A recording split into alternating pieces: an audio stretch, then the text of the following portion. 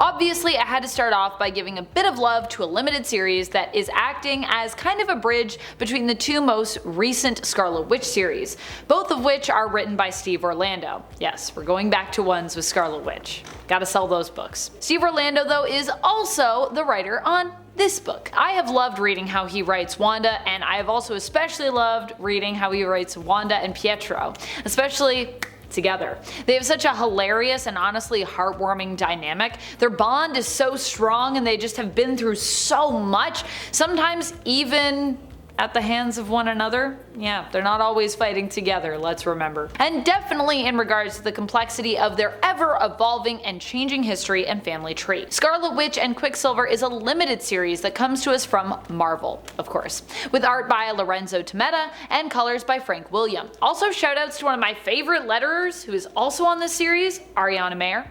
Gotta show the letterers some love. Also, the main covers by Russell Dodderman just happen to be straight fire, so whether or not you're a fan of what's inside, I mean, this is a good one to collect and also have up on the wall, I think. It's really pretty. Batman is always going to sell well because it's one of DC Comics' flagships. Obviously, we all love to read Batman because, well, it's Batman. We all love Batman. Batman is still probably one of my favorite superheroes of all time. But that also means each Batman run has a lot of pressure on it to stand up to the legacy and really be the best, especially when we consider just how iconic the main hero is here. While this current run might not be for everyone, I do feel that Chip Zdarsky is currently bringing something fresh and interesting to the tale, or at least is exploring some established canon and personality traits of the character and twisting it in interesting ways. Technically, the current Batman series has been ongoing since 2016, but Chip Zdarsky's run has been going on all throughout this year, starting back in 2022 with Batman issue 125. So although the whole series has been going on since 2016,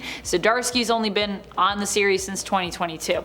I know this inclusion will also probably be controversial for some. I know some of you are going to have some things to say in the comments, and that's totally fine, but personally I think Zdarsky is exploring some cool stuff. And to be honest, I think with most Batman runs, because the character is just so iconic, most of us need time to process most modern runs because they're never really universally or more universally liked or appreciated till I would say 10 to 20 years after their conclusion, if they are good. That's just my 2 cents. Wonder Woman just had a banger of an issue release with the newest one that just came out, I think, yesterday at the time of this recording. Wonder Woman, though, this year has been honestly on straight fire, and it's all thanks to Tom King and Daniel Sampere, who started their ongoing Wonder Woman series back in 2023 and have not been afraid to shake things up for both Diana and all of the Amazons inhabiting Earth, honestly. I also need to shout out the colors in this book, which have just been amazing, so shoutouts to Timon Marie, who is also crushing it.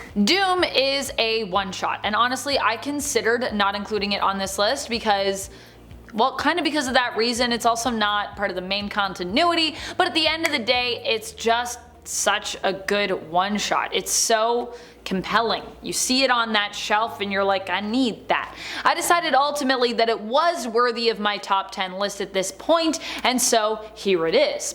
Doom is of course about Doctor Doom, but is not a story set in the main continuity, like I said. Instead, it is a multiversal story that kind of imagines what would happen should Galactus decide to go completely off the rails, let's say, and Doom was forced to step in and do something about that. If you're familiar with Marvel's The End stories, this story kind of exists in there in a similar vein, and if you're curious about what that is, you can look it up. We actually have a video on our channel where I talk about some of the End stories. Mostly this book, though, is about the inevitability and the awesome power that is Doom, so Doom fans are gonna love it, hence its title as well. Not only that, but the artwork and the colors here, just so stunning. Stunning! Doom is written both by writer Jonathan Hickman and artist Sanford Green, who also does the pencils and inks and contributes to the colors here, with Rochelle Rosenberg also credited for colors. Also, this art is like It's so good. And of course I have to shout out the letters here as well, letters by the legendary Joe Caramagna. Rook Exodus is one of the books that comes from Image Comics' Ghost Machine. Now if you haven't been following along with Ghost Machine, it is the brainchild of many different comic book creators who decided to band together to create their own shared universe and of course, get to own everything, which is the benefit with Image Comics. The company of Ghost Machine was announced in late 2023, with its founders being Brad Meltzer, Jason Fabok, Gary Frank, Brian Hitch, Jeff Johns, Francis Manapul, Peter J. Tomasi, Lamont Maggie, and Maytal Jute. Instead of being based in the superhero genre, this collective universe pulls from various different genres instead, with each series within it varying in terms of tone and style, from historical fantasy to sci-fi to horror and even post-apocalyptic fiction. Yep, which is where Rook Exodus comes in. This series is set in a futuristic setting hundreds of years after Earth's collapse on an alien world where humans play the role of wardens, controlling all plant and animal life on the planet's surface. Not only is it a fascinating story written by Jeff Johns, but also that art by Jason Fabok though.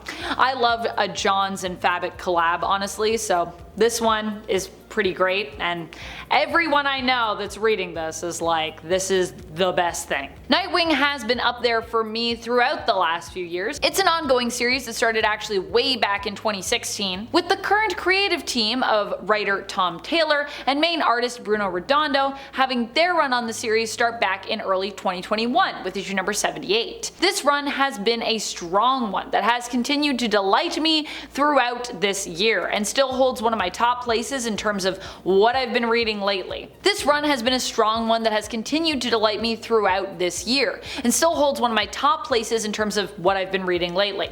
Nightwing brings back the Dick Grayson so many of us have fallen in love with. We get to see Dick at his best and also see him face some immense challenges and honestly some immense loss along the way, especially at the start of this story, all while coming out soaring on top, at least so far. He's become a hero to Bloodhaven in more ways than one, and is also currently leading DC Comics' premier superhero team, currently, the Titans. Another book I'd also recommend you check out, also Tom Taylor by the way. However, Tom Taylor and Bruno Redondo's run is also right about to wrap up, so I would say for this one you can either get the trades or you can just join in on the serial release, as I'm sure this story is going to go out with a big bang. And honestly, we just started the last arc, so although it's kind of a weird place to jump in, the end of someone's run, it is the beginning of a new story, so there's that. For those who might not be aware yet, I am actually a huge Star Trek nerd. That's me. I love Star Trek. I love Star Wars too, but I also love Star Trek. I started out watching The Next Generation like most people in sort of my age group, and I was also introduced to the original series when I was still young, and from there I honestly watched everything. The original series is still by far my favorite though, but I really do love and appreciate all eras of Star Trek. Modern, the original series, and everything in between. Which is why I love the current Star Trek run so much when it comes to the comics. Star Trek isn't a comic that started in 2024, but it has been ongoing throughout 2024, which is why I'm once again counting it. Star Trek started back actually in 2022 in terms of this series, and ever since then it's just been one of my favorite comics that is being published right now. It comes to us from IDW Publishing and is being written by the brilliant duo of Jackson Lansing and Colin Kelly, with art from various artists starting with Ramon Rosanos, but also including most recently this year Megan Levins and Marcus Toe. That's pretty much our artists so far I believe for the year. If you've ever wanted to watch, or in this case read, a series that brings all eras of Star Trek together, this is that. Transformers is a fascinating comic. I feel like you could just read this for the artwork alone, but then at the same time it's just one of those rare breeds of comics where also the artist is the writer. Daniel Warren Johnson is the main creative mind behind this series, which shines honestly a whole new light on Transformers and reimagines the story with a more adult tone, let's say. Something that makes sense when you consider some of the brutal Transformers history that we know and love, and when you kind of just consider what Transformers are in general. Transformers is also a piece of a larger picture. This series belongs to Robert Kirkman's Energon universe, which I also highly recommend you just check out. The Energon universe also includes titles Void Rivals, Duke, Cobra Commander, Scarlet, and the newly arriving Destro at the time of this recording. Yeah, it's Transformers and G.I. Joe right now, and it's pretty cool. All in one universe. When Marvel was initially rumored to be revamping the Ultimate line and returning to it a few years ago, back when we started going back in on all the Ultimate content on this channel, I was mixed about how I felt about that. I mean, I like what Ultimate did back in the day. It shook things up, it reset the status quo, helping to make comics more accessible at that time. Honestly, it saved Marvel Comics. But at the same time, we did Ultimate already, and how could reviving a now established and historical line make comics more accessible? How could we ever recreate Ultimate Comics in the same vein as that of, you know, long ago when we first had Ultimate Comics? Well, the answer was, we couldn't. But also, we kinda didn't need to. In fact, we found a way to somehow pay homage to the nostalgia of that line historically, while also just completely refreshing it and bringing in something completely new that was indeed pretty accessible, I gotta say. The current Ultimate Universe is not a continuation, but a refresh, where the Maker, one of the lone survivors of that universe, returns to build a new Ultimate Universe of Earth. Well, not Earth 1610, but instead Earth 6160. One of the initial comics from this line was Spider-Man, Ultimate Spider-Man, which is written by Jonathan Hickman with art by Marco Cicchetto.